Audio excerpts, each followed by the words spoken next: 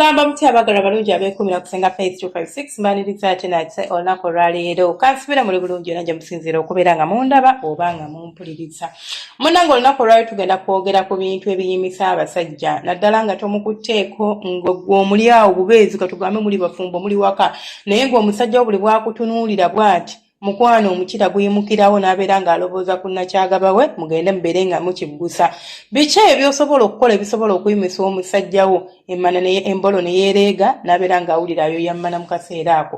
Ebiseera ebisinga ngenda ne mbagamba nti omusajja yatondebwa oba natural omusajja ye ayitibwa ekitonde kye tuyita visual creature. Visual creature kye kitonde ekisanyuka nga kirabyeko. Ti omusajja akyamuka buli bw'atunula ku kintu bw'ati. Ti omusajja asobola okuyima ne bw'aba takulinamu feeling ne bw'aba takwagala. Whereas omukyala fe tuli banjawulo nti omukazi kizibu nnyo okuyima nga takwagala. Olaba ne bw'oba bbaawe ng'oli bwawaka n'omunyiiza emmana esobola okugaana okuleeta amazzi naye ate omusajja ne bw'oba wamunyiizizza ddi yakayima tekagaana. Ye kasitala bakubimuchamula asitukirawo naye omukazi olina omutetenkanya nnyo kugamba abakyala bo baate bakwata nnyo mu bwongo. Omusajja biki by'osobola okukola ebirinza omuleetera okuba ng'ayimi ne bw'oba wamunyiiziza ng'oyagala kiggwera eyo bakazi mukikozesa nnyo which is not good actually. Nyumirwa nnyo ebintu bino namubyogerako nga temubimalidde mu kitanda. Abakazi bakikozesa nnyo ne yeetega amala okunyiiza nayingira obulire nga bwe yazaalibwa nga buli w'omwekoonako n'ogamba ng'owulira obusungu kyokka ate nga neri wansi wawulira obusungu n'oga ye nfaaki kamusabule ogenda omala omusabula ng'embeera eteredde oba ngezze mu nteeko. Ekisooka kye tulina okwogerako abakyala omubiri gwe osobola okukozesa okubeera ng'oyimisa omukazi baawo. Abasajja banyumirwa nnyo okulaba abakazi katutandikire ku kabina oba kanene oba katini that doesn't matter.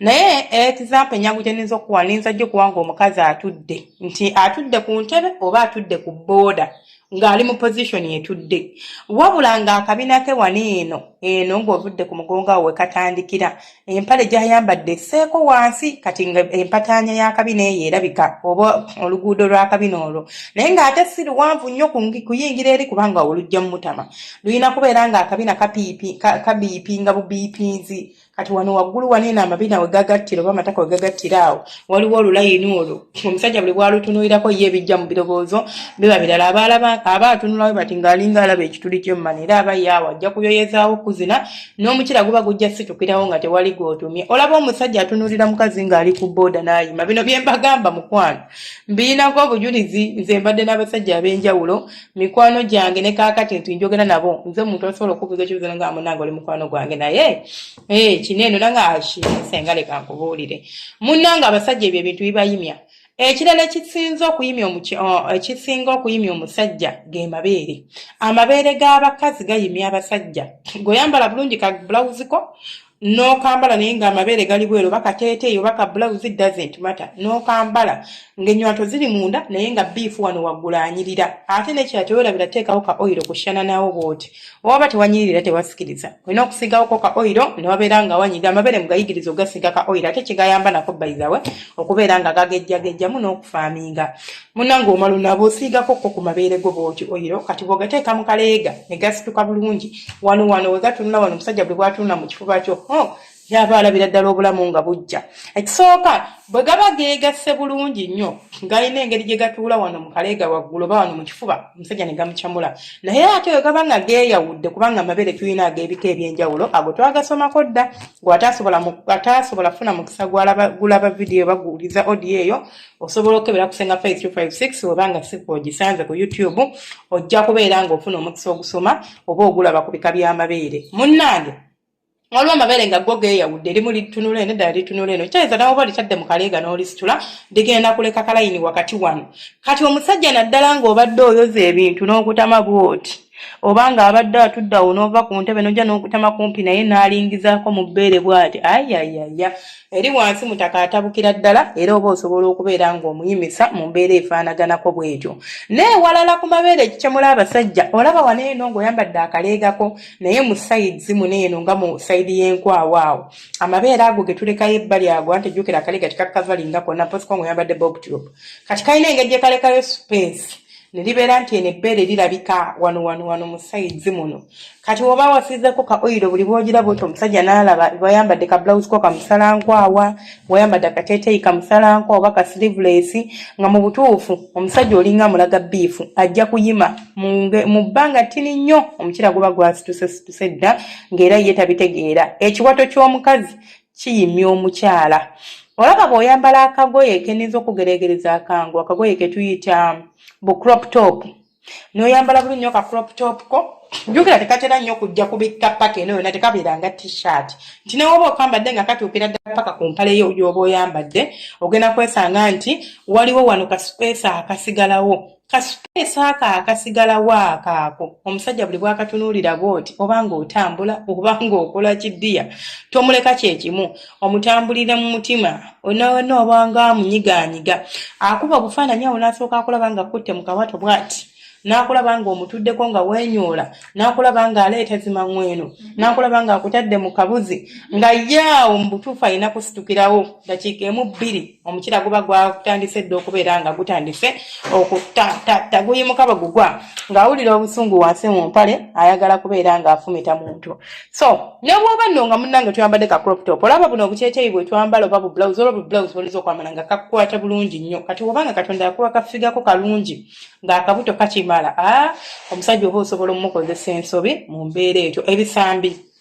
Ebisambi ebyo naddala nga wabisiizeeko ka oyiro n'ebisambi tetubisiiga lotion bannange, tosiiga lotion mu bisambi byo ojja kukalemmana. Lotion zino zirimu chemicals empitirivu kati inner thighs zino buli bw'osiigamu ebisambi emmana yeesika akaswako akava mu lotion eyo ate nga si kalungi gyeri ne weesanga nga munnange egenda kubeera nga oluusi okala oba olususu olukala kanjitwale bwentyo. So make sure nti okozesa ka oil, osobola okozesa any kind of oil kasitebera nga tagenda kusibwa obanga tagenda kuleetera allergy reaction yenna. N'osiiga oil bulungi nnyo ku bisambi byebyo, n'oyambala akantu koba kasikaati oba kagundi kasikateeteeyi. Buli bw'otambula bw'oti omusajja ye buli bw'atunuulira ebisambi awo aba akulaba nga mulimu missionary mwezina, aba akulaba nga akutadde ku kiwojjolo bw'atunuulira ekisambi bw'akufumita, ye aba alina style z'alaba awo kyova olaba aba agenda kuyima. Obwongo bwabwe bwe butyo obwa designingibwa, si nti n'abeera poverty, si nti abeera musajja musirusiru, abasajja bati bwe baatondebwa tetulina kyakikolera ng'era naffe bwe twatondebwa nti ffe tuli bakukaniikiriza nnyo, ne basooka bakukuba omusumaali eno ne bakusa eno ne bateekamu amanda ne bakola batya ne baseesa enku. Abakazi bakukaniikirira kyo kyekituufu, naye nga munnange byonna bisobola okubeerawo era ne tubeera nga tukola ki nga tunyumirwa mu mbeera efaanaganako bwetu. Kaakati gwe omukyala ali ewaka ng'oyina bbaawo nga bbaawo oyo munnange embu simanya nze bba wange senga tayima, simanya nze bba wange senga alwawo okuyimuka, simanya nze senga asitabeera nga omusajja teyatomerwa ndiga mukwano ojja kumuyimya. Wabula kyengenda okusaba kiri kimu, making sure nti mukwano gwono babbaawo ono bw'obanga omutetenkanya embeera z'obufumbo kakasa, bw'obanga oyagala okubeera nga akuzina kakasa nti omwetega. Bino bye mwambala ebisikaati bino ebigundi ebibulawuzi bye mwambala bino byenyambala wano nga ndi ku live zange bi t-shirt ebyo bijje mu kisenge, ezo t-shirt zireke eri ebbali. Gulayo bunaiti buno obulaga ku bbeere wano ng'okambala ebbeere ne lirabikako keeno. Bwe liba lyagwa nnyo ate bw'oyambalako ka naiti lireegeko munaakajjamu akalega ne mukakanyuga eringa embeera etabuse. Lireegeko omusajja ogenda omuyiteko nga lyonna lisituse nga kyekisambi nga kiri kiriya. Naye ne mwesabika ebinu akati mugane mwambala bino bisweta panti nga biringa bino ebyange byenkolera mu live zange. Kati empaawo si yeyaze buli ssaawa mbanjugumira. N'oteekako n'omusweta. Omusajja agenda okusanga ng'otudde awo oli mu ntebe oli kulaba Netflix olinako kaseeri k'ogoberera. Wonna oli awo tolina na wamusikiriza, oli awo alinga alaba mwannyina. Kosiko ng'empewo ekufuuwa naye basi empewo ne bwe bampewo yambala akantu kofune kibulangiti weebikkira awo waakiri. Agenda okujja okubuuzaako n'ojjako kibulangiti n'alaba ku biifu n'agamba wait a minute, tusooka tugenda mu kisenge twesabule tujja kudda twongerezeeko eddanja firimuko nja kalaba naawe. Naye ebintu by'okwesabika mubijje mu bufumbo byammwe.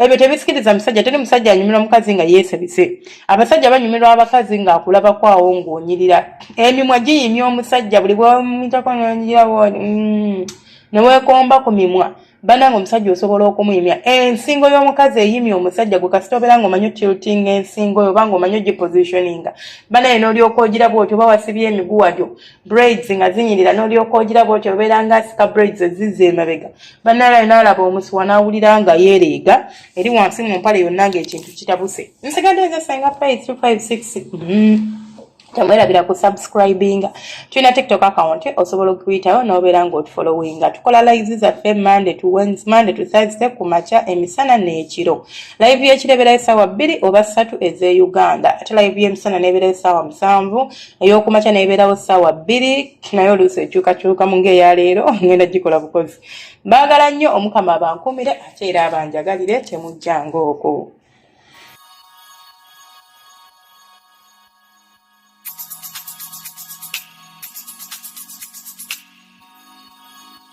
Yeah, yeah.